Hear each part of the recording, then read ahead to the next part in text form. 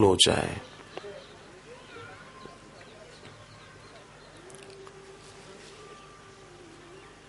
तो इस पवित्र देवभूमि में गुरु दीक्षा प्राप्त होना ये अत्यंत सौभाग्य की बात है। कई तो ऐसे होते हैं जिनको भगवान नाम की दीक्षा लेने की इच्छा ही नहीं होती है, और कोई उनको समझाए तो बोलते हैं अभी समय थोड़ी आया दीक्षा लेने का, अभी समय नहीं है दीक्षा लेने का। तो कब समय है? कोई भरोसा है मृत्यु का। एक लड़का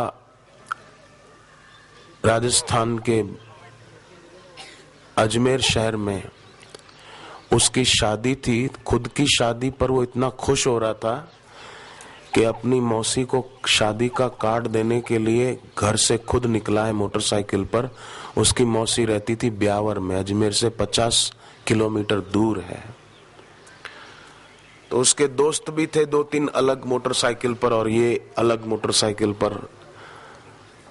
ब्यावर अपनी मौसी के घर पहुंचा है 8 बजे रात को, कार्ड दिया। मौसी कहती है बेटे खाना खा के जा रात का। वो कहता है नहीं, मैं 1 घंटे में घर पहुंच जाऊंगा, माँ इंतजार कर रही होगी, माँ के साथ खाना खाऊंगा। अपनी शादी का कार्ड खुश होता हुआ मौसी को देकर वो लौट रहा था मोटरसाइकिल पर। रास्ते में एक ट्रक से टक्कर हो गई और लड़का वहीं मर गया। अपनी शादी का कार्ड देकर आ रहा था, खुश हो रहा था कि मेरी शादी है, और कहाँ पहुंच गया बेचारा। घर माँ इंतजार कर रही थी कि बेटा आएगा, साथ में खाना खाएंगे। अब क्या मिला? तो कोई भरोसा नहीं है। तो ये बात कोई डरने डराने के लिए नहीं है, पर अपनी भक्ति बढ़ाने के लिए है, भगवान नाम में प्रीति बढ़ाने के लिए है।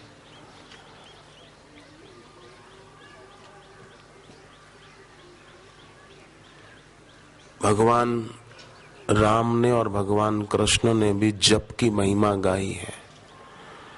भगवान शिव जी की बात जब सती ने नहीं मानी, तो जैसे अपनी बात घर पे कोई न माने तो दुख होता है, तो शिव जी को दुख नहीं हुआ कि मेरी पत्नी मेरी बात नहीं मानती है, क्या करूं। शिव जी जप करने बैठ गए।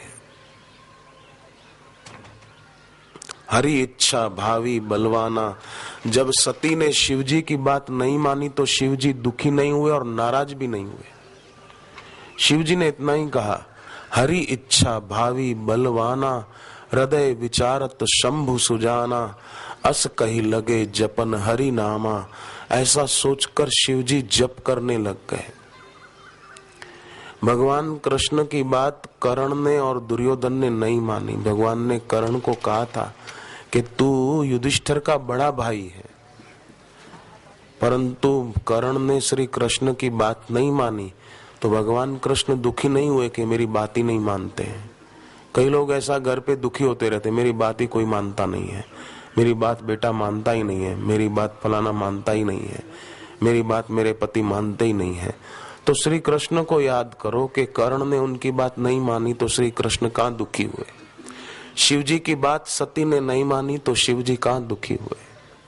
शिव जी यही तो बोलते हैं, हरि इच्छा, शायद ईश्वर की यही इच्छा है। अरे औरों की बात छोड़ो, देवऋषि नारद जी को शील निधि राजा की बेटी देखकर उसके प्रति मोह हो गया, आकर्षण हो गया, आसक्ति हो गई, और सोचने लगे कि इससे मेरी शादी हो जाए तो अच्छा है। देवऋषि नारद जी।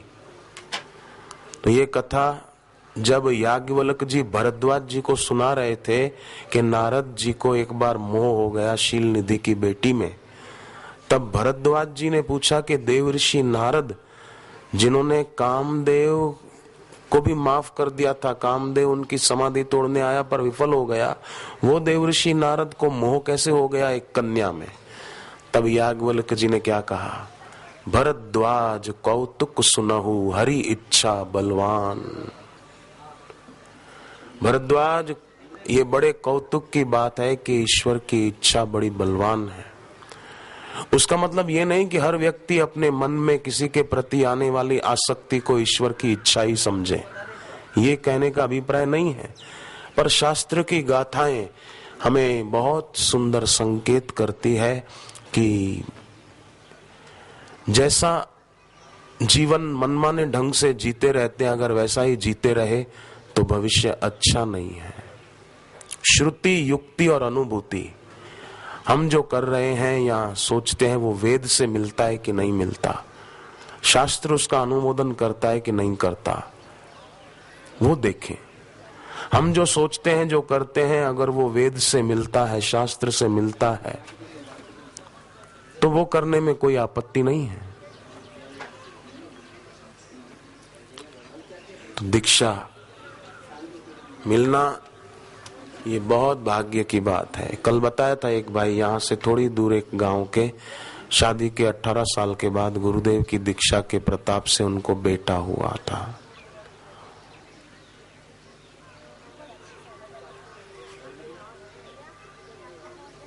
मुंबई महाराष्ट्र में एक पति पत्नी को शादी के 18 साल तक संतान नहीं थी, पर जब गुरुदेव के आशीर्वाद से बेटा हुआ तो जुड़वा 2 बेटे हुए।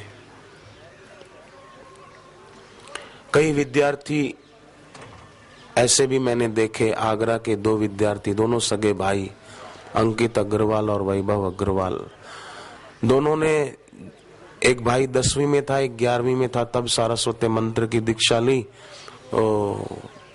हर साल फर्स्ट आने लगे। अभी वो दोनों भाई अमेरिका में पढ़ते हैं और $1950 एक भाई को स्कॉलरशिप मिलती है, भारत के लाख रुपए स्कॉलरशिप मिलती है। दूसरा एक विद्यार्थी मुंबई का, उसने सारस्वती मंत्र की दीक्षा ली, गुरु मंत्र की दीक्षा भी ली, दोनों ली। पहले सारस्वती मंत्र लिया, थोड़े समय के बाद गुरु मंत्र लिया, सुबह शाम जप करे। और अमेरिका में 24 लाख रुपया 1 साल का उसको स्कॉलरशिप मिलती है, 1 साल का 24 लाख रुपया। कई लोग तो बेचारे भारत में दिन रात मेहनत करके भी 24 लाख रुपया कमा नहीं सकते, और इसको 24 लाख तो स्कॉलरशिप मिलती थी।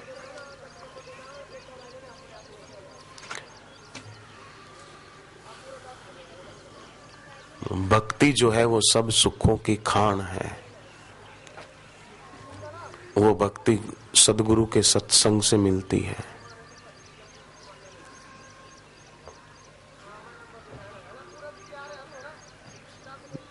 तो दीक्षा में जो मंत्र मिले उसका जप रोज करना,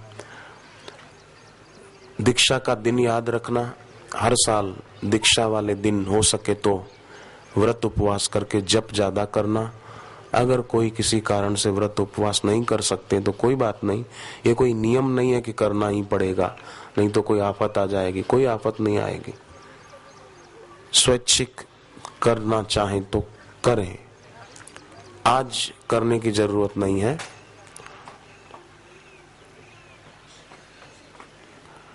रामनवमी, जन्माष्टमी, शिवरात्रि, नवरात्रि, होली आदि इन पवित्र दिनों में अपना जप विशेष रूप से करना चाहिए। सूर्य ग्रहण, चंद्र ग्रहण का समय हो तो जप ज्यादा करना चाहिए, उस जप का पुण्य विशेष माना गया है।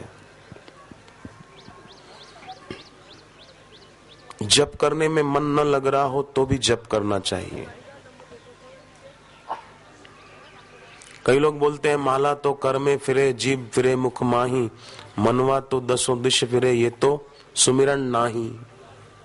तो बोले ऐसा जप करने से क्या फायदा? अरे ये तो सुमिरन नाही, ये सुमिरन नहीं है, ये जप तो हो ही गया।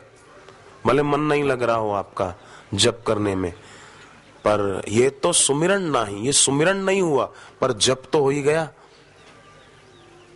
उतनी संख्या हमारी मानी जाएगी जप की, मन न लगे तो भी। जैसे स्कूल में बच्चे का मन नहीं लगता तो भी उसकी उपस्थिति दर्ज होती है कि स्कूल में आया।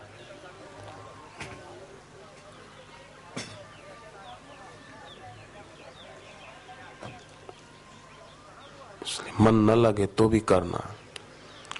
आश्रम की मंत्र अनुष्ठान विधि नाम की पुस्तक है, वो पढ़ना। एक आध बार गुरु मंत्र लेने के बाद उसका अनुष्ठान करना चाहिए। अनुष्ठान कैसे करना वो उस पुस्तक में लिखा हुआ है। बच्चे हैं तो सरस्वती मंत्र का अनुष्ठान नवरात्रि के दिनों में करें तो याद शक्ति चमत्कारिक ढंग से बढ़ेगी। और घर पे अपने बुजुर्ग माता पिता दादा दादी हैं तो उनका आदर, उनकी सेवा,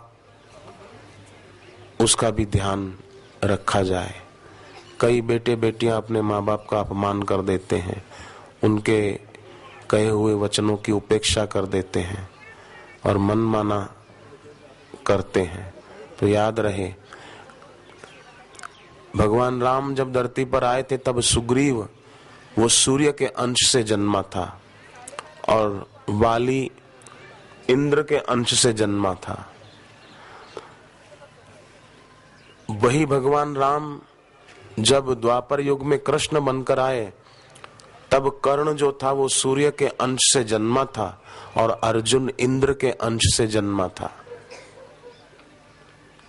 भगवान राम ने सूर्य के अंश से जन्मे हुए सुग्रीव की रक्षा की थी और इंद्र के अंश से जन्मे हुए वाली को मार डाला था। वही भगवान राम जब द्वापर में भगवान कृष्ण बनकर आए तो सूर्य के अंश से पैदा हुए कर्ण को मार डाला था और इंद्र के अंश से जन्मे हुए अर्जुन की कदम कदम पे रक्षा की थी। एकदम विपरीत हुआ ना। रामायण काल में इंद्र के अंश से जन्मा वाली उसको तो मार डाला और महाभारत काल में इंद्र के अंश से जन्मा हुआ अर्जुन उसकी रक्षा की है। क्यों?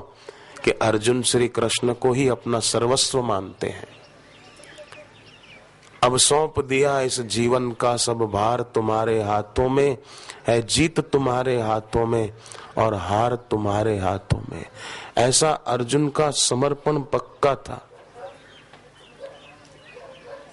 और कर्ण की दोस्ती दुर्योधन से थी। अब आपको लगे कि भाई कर्ण की दोस्ती दुर्योधन से थी, हमारी दोस्ती थोड़ी दुर्योधन से। पर देखो वो कर्ण तो एक था, हमारे पास 14 कर्ण हैं। एक कर्ण नहीं, हमारे पास 14 कर्ण हैं। आंख, कान, नाक, जीभ, त्वचा, हाथ, पैर, मन, बुद्धि आदि, ये 14 कर्ण हैं। इनकी दोस्ती दुर्योधन से न हो। और अगर हम आंख से किसी को गलत भाव से देखते हैं तो समझो दोस्ती दुर्योधन से हो गई। कानों से दूसरों की निंदा पराई चर्चा सुनते रहते हैं तो समझो हमारे कर्ण की दोस्ती दुर्योधन से हो गई।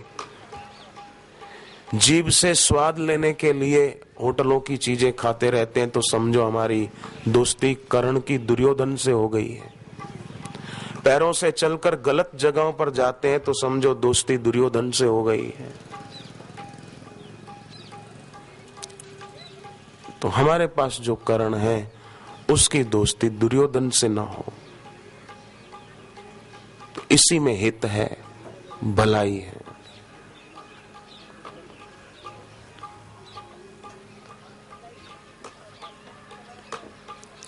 भगवान कृष्ण की मित्रता सुदामा के प्रति थी, सुदामा की श्री कृष्ण के प्रति थी। ये मित्रता कितना सुंदर परिणाम लाई। सुदामा ने भगवान कृष्ण से मांगा कुछ भी नहीं, गरीब ब्राह्मण थे, भगवान से मांगा कुछ भी नहीं और भगवान ने देने में बाकी रखा कुछ नहीं।